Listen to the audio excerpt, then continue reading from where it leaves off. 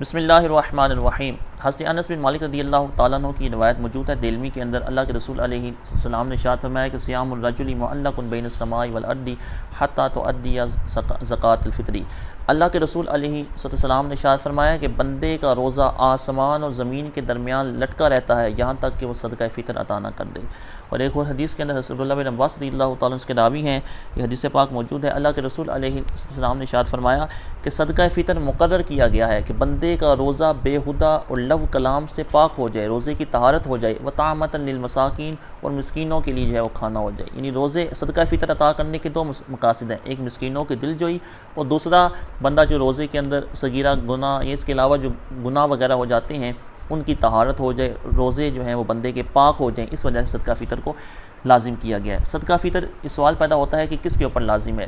صدقہ فطر غریب بندے کے اوپر لازم نہیں ہے، صدقہ فطر اس شخص کے اوپر لازم ہے جو مالک نصاب ہے، مسلمان ہے، جس کے اوپر زکوٰۃ لازم ہے، زکوٰۃ فرض ہے، اس کے اوپر صدقہ فطر بھی واجب ہے۔ لیکن زکوٰۃ اور صدقہ فطر کے اندر کچھ فرق ہے کہ زکوٰۃ کے اندر عاقل بالغ ہونا اور مال نامی ہونا شرط ہے، یعنی جو زکوٰۃ ادا کرنے والا ہے اس کا عاقل ہونا، بالغ ہونا شرط ہے، اس کا مال جو ہے مال نامی ہونا شرط ہے۔ لیکن صدقہ فطر میں ایسا نہیں ہے، اگر عاقل نہیں ہے، جیسے کوئی مجنون بھی ہے یا نابالغ ہے یا اس کا مال نامی بھی نہیں ہے تو اس کے اوپر بھی صدقہ فطر لازم ہو جائے گا۔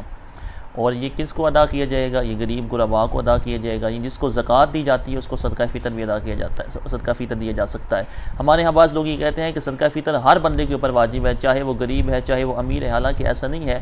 غریبوں کو تو صدقہ فطر دینا ہے، غریبوں ہی کو تو ادا کرنا ہے، مسکینوں کو دینا ہے۔ اگر وہی دیں گے تو پھر دینا کس کو ہے؟ صدقہ فطر امیروں سے لے کر تاکہ غریب لوگوں کو یہ صدقہ فطر پہنچے اور ان کی بھی عید بن جائے، اس وجہ سے اس کو لازم کیا گیا ہے ان امیروں کے اوپر جو کہ مالک نصاب ہیں، مسلمان ہیں۔ مالک نصاب صدقہ فطر ادا کر رہا ہے، اس کے اوپر صدقہ فطر لازم ہے، تو اس کے اوپر یہ بھی لازم ہے کہ وہ اپنی نابالغ اولاد کا بھی صدقہ فطر ادا کرے، یا نابالغ اولاد کا بھی صدقہ فطر ادا کرنا اس باپ کے اوپر یہ لازم ہے۔ اس کے علاوہ صدقہ فطر واجب ہونے کے لیے روزہ رکھنا شرط نہیں، یعنی بعض لوگ یہ سمجھتے ہیں کہ ہم نے تو روزہ ہی نہیں رکھے، مریض تھا یا مسافر تھا یا معاذ اللہ اس نے ویسے ہی روزے نہیں رکھے تو اس کے اوپر بھی صدقہ فطر دینا اگر وہ صاحب نصاب ہے تو لازم ہے، یعنی اس میں روزوں کی شرط نہیں ہے۔ صدقہ فطر کی مقدار کیا ہے؟ صدقہ فطر یہ گیہوں کے حساب سے 2 کلو میں سے 80 گرام کم گیہوں جو ہے وہ اس کا حساب لگایا جائے، اس اعتبار سے صدقہ فطر ادا کر دیے جائے۔ یہ تقریباً اس دفعہ جو بنے ہیں تقریباً 170 روپے فی بندے کے حساب سے بنے ہیں صدقہ فطر، اور اس کے گھر میں جتنے بھی افراد ہیں، بچے ہیں، بڑے ہیں، ان کا حساب لگا کے اس اعتبار سے صدقہ فطر ادا کر دیا جائے گا۔